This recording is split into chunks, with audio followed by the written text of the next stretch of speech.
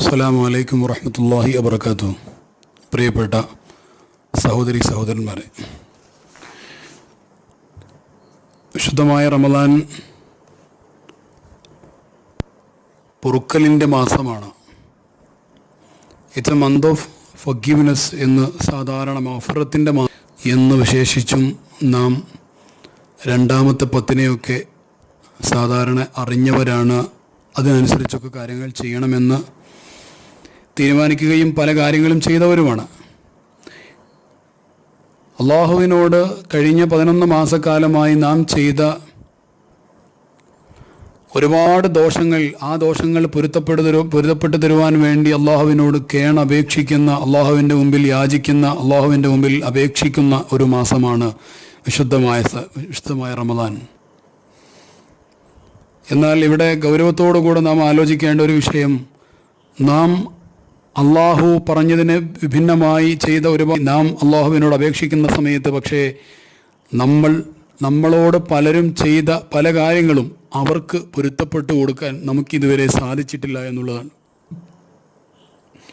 നാം ചെയ്ത കാര്യങ്ങളിലെ പിഴവുകൾ പൊരുത്തപ്പെട്ടു തരാൻ വേണ്ടി അള്ളാഹുവിനോട് പറയുന്നു. പക്ഷേ നമ്മുടെ അയൽപ്പക്കക്കാരും കൂട്ടുകുടുംബക്കാരും കൂട്ടുകാരും അതുപോലെയുള്ള മറ്റുള്ളവരും റിലേറ്റീവ്സും ഒക്കെ നമ്മളോട് ചെയ്ത പല ഘട്ടങ്ങളിലും നമ്മളോട് ചെയ്ത പല കാര്യങ്ങളും ഇപ്പോഴും മനസ്സിൽ കൊണ്ടു നടക്കുന്നു. ഒരു ചാൻസ് കിട്ടുമ്പോൾ ശരിയാക്കി കൊടുക്കാൻ വേണ്ടിയിട്ട് അവർക്ക് നമ്മൾ പൊരുത്തപ്പെട്ട് കൊടുത്തിട്ടില്ല. അവർക്ക് നമ്മൾ പൊരുത്തപ്പെട്ട് കൊടുത്തിട്ടില്ലെങ്കിൽ പിന്നെ ഒരിക്കലും അള്ളാഹുവിനോട് ചോദിക്കാനുള്ള അർഹത പോലും നമുക്കില്ല എന്നുള്ളതാണ്. അങ്ങനെയാണ് മഹാന്മാർ നമ്മളെ പഠിപ്പിക്കുന്നത്. എന്നിട്ടല്ലേ അള്ളാഹു അത് സ്വീകരിക്കുന്നത്. നമ്മളോട് പലരും ചെയ്തിട്ടുള്ള അങ്ങനെയുള്ള ഒരു ഇൻ്റർ കണക്റ്റഡ് ആയിട്ടുള്ള ഒരു പ്രോസസ്സാണെന്നാണ് മഹാന്മാർ പഠിപ്പിക്കുന്നത്.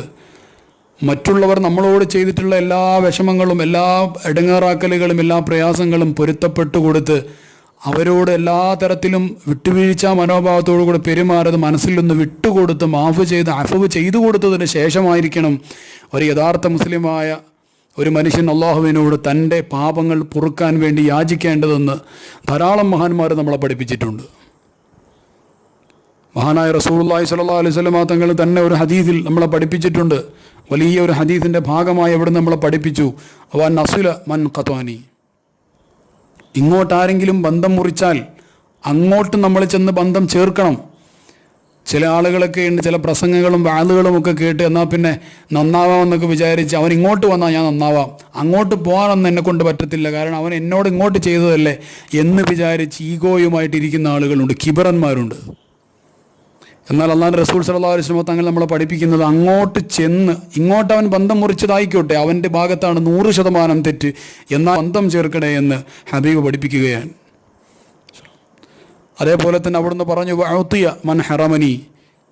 എന്തോ ആവശ്യമുണ്ടായ സമയത്ത് നിങ്ങൾ അവരോട് ചോദിച്ചു, ഇങ്ങനെ എനിക്കൊരു അത്യാവശ്യമുണ്ട്, വാഹനം ഒന്ന് തരുമോ, അല്ലെങ്കിൽ 10,000 രൂപ തരുമോ എന്ന് ചോദിച്ച സമയത്ത് അവർ പറഞ്ഞില്ല, തരത്തില്ലെന്ന് പറഞ്ഞ് നമ്മളെ പറത്തിയ ആളുകൾ, അല്ലെങ്കിൽ നമ്മളെ തിരിച്ചയച്ച ആളുകൾ, ആ ആളുകൾക്കൊരു ആവശ്യമുണ്ടെന്ന് കാണുമ്പോൾ അങ്ങോട്ട് ചെന്ന്, നിങ്ങൾക്കിപ്പോൾ പെട്ടെന്ന് വാഹനത്തിൻ്റെ ആവശ്യമുണ്ട്, എൻ്റെ വണ്ടി എടുക്കാൻ കൊടുക്കുന്ന 10,000 രൂപയുടെ ആവശ്യമുണ്ടെന്ന് ഞാൻ മനസ്സിലാകുന്നുണ്ട്, പെട്ടെന്ന് ഒരു ചികിത്സയുടെ കാര്യം വന്നതല്ലേ, കാശൊന്നും കയ്യിലുണ്ടാകത്തില്ല, അത് ഗൾഫിൽ നിന്ന് കാശൊക്കെ വന്നിട്ട് തന്നാൽ മതി എന്നും പറഞ്ഞ് അങ്ങോട്ട് കൊടുക്കുന്നവനാണ് യഥാർത്ഥത്തിലുള്ള ഒരു മുസൽമാൻ്റെ അടയാളമായിട്ടാണ് അവിടെ നമ്മൾ പഠിപ്പിക്കുന്നത്. അള്ളാഹിൻ്റെ റസൂൽ സല്ലല്ലാഹു അലൈഹി വസല്ലം തങ്ങൾ ഓരോ കാര്യങ്ങൾ എണ്ണി മുസ്ലിമിൻ്റെ ലക്ഷണങ്ങളാണെന്ന് പറയുമ്പോൾ എൻ്റെ പ്രിയപ്പെട്ട സഹോദരി സഹോദരന്മാരെ, ഞാൻ എന്നെ ഉപദേശിച്ച് നിങ്ങളെ അറിയിക്കുകയാണ്, നാം ഈ ഗണത്തിൽ പെട്ടിട്ടുണ്ടോ ഇല്ലേ എന്നത് ഗൗരവത്തോടു കൂടെ നാം ആലോചിക്കണം. അല്ലെങ്കിൽ പിന്നെ ശേഷം അള്ളാഹിൻ്റെ റസൂൽ പറയുകയാണ് സല്ലല്ലാഹു അലൈഹി വസല്ലം, വഅഫു അൻ മൻ ളലമനി. ആരെങ്കിലും നിങ്ങളോട് ഇങ്ങോട്ട് ആക്രമിച്ചവരുണ്ടെങ്കിൽ, ആ ളാലിമീങ്ങളായ ആളുകൾക്ക്, അക്രമികളായ ആളുകൾക്ക്, അത് നിങ്ങളുടെ കുടുംബക്കാരായിക്കോളും ആരായാലും ശരി, അവർക്ക് നിങ്ങൾ അങ്ങോട്ട് അഫ്വ് ചെയ്തു കൊടുക്കണം.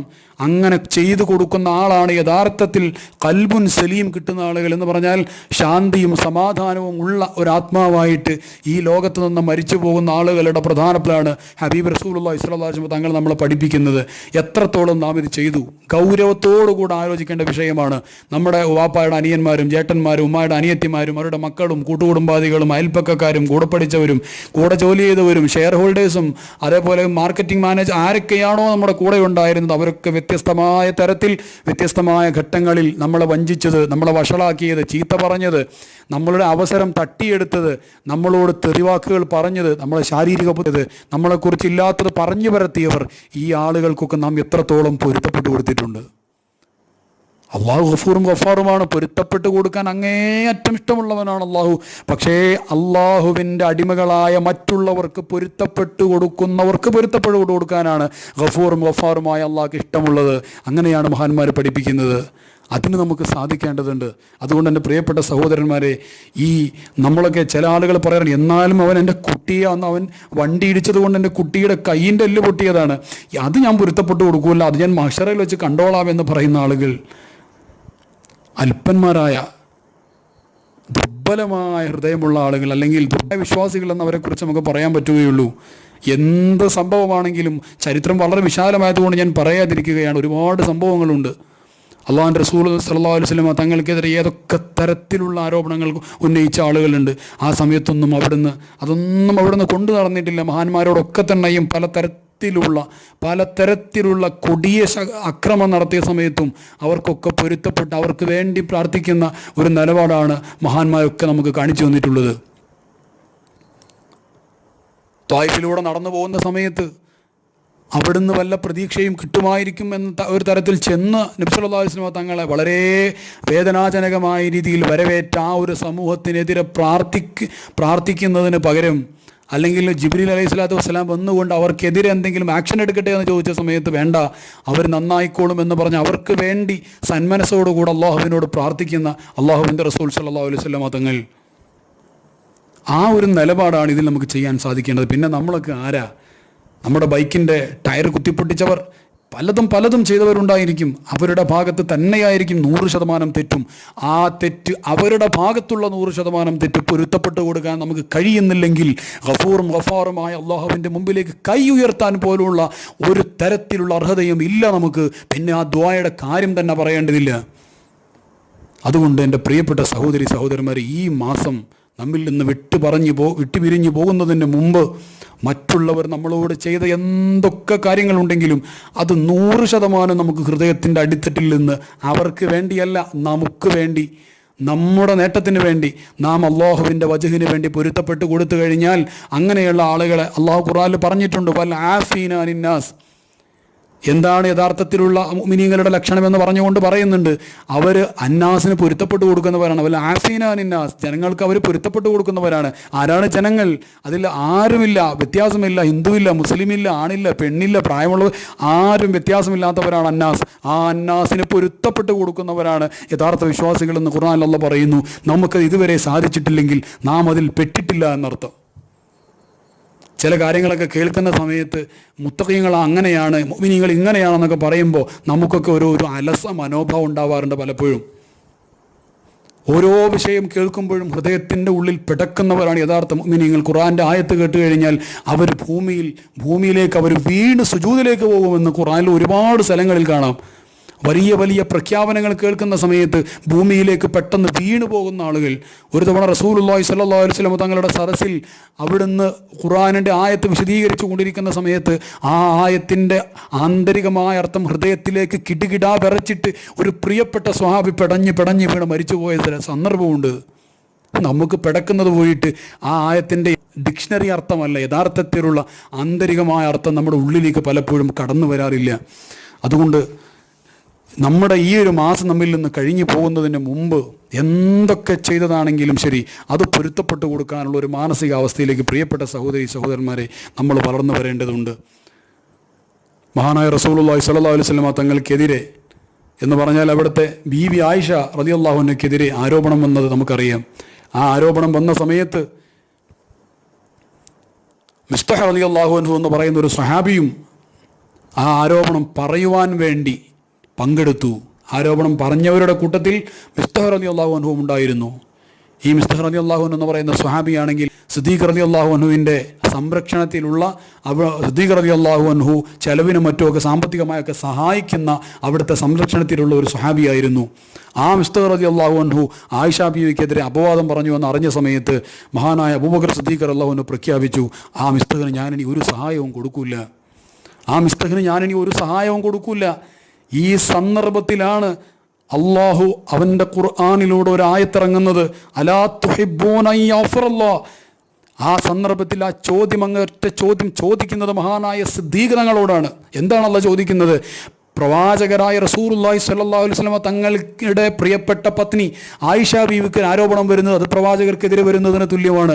ആ പ്രവാചകർക്കെതിരെ ആരോപണം വന്ന ഘട്ടത്തിൽ ആരോപണം പറയാൻ കൂടിയ വ്യക്തിയെ ചെറിയ രീതിയിലൊന്ന് ആ വ്യക്തിക്കെതിരെ സംസാരിച്ചതിൻ്റെ പേരിൽ സിദ്ദീഖ് തങ്ങളോട് അള്ളാഹുവിൻ്റെ വളരെ ശക്തമായ ഒരു പ്രയോഗമാണ് കടന്നു വരുന്നത്. അലാ തുഹിബ്ബൂന അൻ യഗ്ഫിറല്ലാഹ്. ഓ, ഞാൻ പൊരുത്തപ്പെട്ട് തരണം നിങ്ങൾ ആഗ്രഹിക്കുന്നില്ലേ? പിന്നെ നിങ്ങൾക്കെന്താ പൊരുത്തപ്പെട്ട് കൊടുത്താൽ? മിസ്തഹ് റളിയല്ലാഹു അൻഹുവിൻ്റെ അടുത്ത് തെറ്റ് സംഭവിച്ചാൽ നിങ്ങൾക്ക് പൊരുത്തപ്പെട്ടു കൊടുത്തൂടെ എന്ന തരത്തിൽ അതിശക്തമായ പ്രഖ്യാപനമാണ് ആ ആയത്തിൻ്റെ സബബുൻ നുസൂൽ. അങ്ങനെയുണ്ടെന്ന് മഹാന്മാർ നമ്മളെ പഠിപ്പിക്കുന്നുണ്ട്. അത്രയും ഗൗരവത്തോടു കൂടെ അല്ലാഹു വിശുദ്ധമായ ഖുർആനിലും തിരു ഹബീബ് റസൂലുള്ളാഹി സ്വല്ലല്ലാഹു അലൈഹി വസല്ലം തങ്ങൾ അവിടുത്തെ ഹദീസുകളിലൂടെയും മഹാന്മാർ കിതാബുകളിലൂടെയും നമ്മളെ പഠിപ്പിച്ച വിഷയമാണ് മറ്റുള്ളവർ ചെയ്തത് നമ്മൾ അവർക്ക് പൊരുത്തപ്പെട്ടു കൊടുക്കുക എന്ന് പറയുന്നത്. ഇതിൻ്റെ മനഃശാസ്ത്രപരമായ അല്ലെങ്കിൽ ആധുനിക സൈക്കോ ന്യൂറോ ഇമ്മ്യൂണോളജി എന്ന് പറയുന്ന ശാഖയിലേക്ക് ഒരുപാട് പഠനങ്ങളുണ്ട്. അതൊന്നും ഞാനിപ്പോൾ ഇവിടെ വിശദീകരിക്കുന്നില്ല. സമയം പോലെ മറ്റ് സന്ദർഭങ്ങളിൽ ഘട്ടങ്ങളിൽ നമുക്ക് സംസാരിക്കാം. അവർ പറയുന്നത് മറ്റുള്ളവരോടുള്ള പകയും വിദ്വേഷവും വെറുപ്പും ദേഷ്യവും എന്തെങ്കിലുമൊക്കെ ചെയ്യണമെന്നുള്ള ചിന്താഗതിയെ മനസ്സിൽ കൊണ്ടു നടക്കുന്ന ആളുകൾക്ക് അവർ വളരെ പെട്ടെന്ന് ക്യാൻസർ വരാനുള്ള സാധ്യതയുണ്ടെന്നാണ് പുതിയ പഠനങ്ങൾ പറയുന്നത്. മറ്റുള്ളവരോടുള്ള പക അവരിങ്ങോട്ട് ചെയ്തതാണെങ്കിൽ പോലും അത് കൊണ്ടു നടന്നു കഴിഞ്ഞാൽ നമ്മൾ മാനസികമായി രോഗികളായി മാറും. ന്യൂറോളജിക്കൽ ഡിസീസിനത് കാരണമാണെന്നാണ് പുതിയ കാലത്തുള്ള പഠനങ്ങളൊക്കെ തന്നെ പറയുന്നത്. സൈക്കോസൊമാറ്റിക് ഡിസീസ് എന്നൊക്കെ നിങ്ങൾ കേട്ട് കാണും. ആ വൈകാരിക വേസ്റ്റ് എന്ന് പറഞ്ഞാൽ ഇമോഷണൽ വേസ്റ്റ് അടിഞ്ഞു കൂടി നമ്മുടെ ഉള്ളിൽ ഉണ്ടാകുന്ന അസുഖങ്ങൾക്കാണ് സൈക്കോസൊമാറ്റിക് ഡിസീസ് എന്ന് പറയുന്നത്. അത്തരത്തിലുള്ള വൈകാരികമായ ആരോഗ്യം നശിച്ച് വൈകാരിക രോഗികളായി നമ്മൾ മാറുകയും അത് നമ്മുടെ ശാരീരിക ആരോഗ്യത്തെ തകർക്കുകയും ചെയ്യുന്നു എന്ന് ആധുനിക പഠനം പറയുന്നു. അപ്പോൾ ഇന്ന് വരെ നമുക്ക് ഓർമ്മ വെച്ച കാലം മുതൽ നമ്മളോട് പലതരത്തിലും പ്രയാസപ്പെടുത്തിയിട്ടുള്ള ഇടങ്ങേറാക്കിയിട്ടുള്ള ആളുകളോട് പ്രിയപ്പെട്ട സഹോദരന്മാരെ, ഈ ശബ്ദം കേട്ടതിന് ശേഷം സ്വസ്ഥമായി ഒരു റൂമിലിരുന്ന് മൊബൈൽ ഫോൺ മാറ്റിവെച്ച് അത് സൈലൻറ്റോ മറ്റ് ശബ്ദമില്ലാത്ത തരത്തിലേക്ക് മാറ്റിവെച്ച് കുട്ടികളെയും മാറ്റിവെച്ച് വാതിലടച്ച് വളരെ സ്വസ്ഥമായിരുന്ന് ഒരു കസേരയിലോ മറ്റോ സ്വസ്ഥമായിരുന്നതിന് ശേഷം കണ്ണടച്ച് നിങ്ങളെ ഇന്ന് വരെ ഇടങ്ങേറാക്കിയ ആളുകളുടെ മുഴുവൻ മുഖങ്ങളും മനസ്സിലേക്ക് ഓരോന്നോരോന്നായി കൊണ്ടുവന്ന് ആദ്യം നിങ്ങളെ ഏറ്റവും കൂടുതൽ വഞ്ചിച്ച ആളുകളുടെ മുഖം, ആ മുഖം കൊണ്ടുവന്ന് അവർക്ക് ഹൃദയത്തിൻ്റെ ഉള്ളിൽ നിന്ന് പൂർണ്ണമായും പൊരുത്തപ്പെട്ടു കൊടുക്കുക. അള്ളാഹു നമുക്ക് തൗഫീഖ് ചെയ്യുമാറാവട്ടെ. ആമീൻ പറഞ്ഞാൽ മാത്രം പോരാ. ഈ ശബ്ദം കേട്ടതിന് ശേഷം ഏറ്റവും അടുത്ത സമയത്ത്, നിങ്ങൾക്ക് സൗകര്യമുള്ള ഏറ്റവും അടുത്തൊരു സമയത്ത്, കാരണം പലരും യാത്രയിലും മറ്റുമൊക്കെയാണ് ഇത് കേൾക്കാറുള്ളതെന്ന് അറിയാം, അതുകൊണ്ടാണ് അങ്ങനെ പറയുന്നത്, ഏറ്റവും തൊട്ടടുത്ത ഒരു സമയത്ത് അള്ളാഹു ഖുർആനിലൂടെ പ്രത്യേകമായി എടുത്തു പറഞ്ഞ പോലെ ആഫീന അനിന്നാസ് ആ കൂട്ടത്തിൽ പെടുവാൻ നമുക്ക് സാധിക്കും. അത് ഒരുപാട് ചെയ്ത് പിന്നെ ആരെങ്കിലും നമ്മളോട് എന്തെങ്കിലും ചെയ്താൽ അത് അപ്പം തന്നെ പൊരുത്തപ്പെട്ട് കൊടുക്കുന്ന ഒരു അവസ്ഥയിലേക്ക് നമ്മൾ മാറും. അള്ളാഹു നമ്മുടെ അങ്ങനെയുള്ള ആ ആഫീന അനിന്നാസിൻ്റെ കൂട്ടത്തിൽ നമ്മെ എല്ലാവരെയും ഉൾപ്പെടുത്തി അനുഗ്രഹിക്കുമാറാവട്ടെ എന്ന് ദ്വാരന്നുകൊണ്ട് അവസാനിപ്പിക്കുന്നു. അസ്സലാമു അലൈക്കും.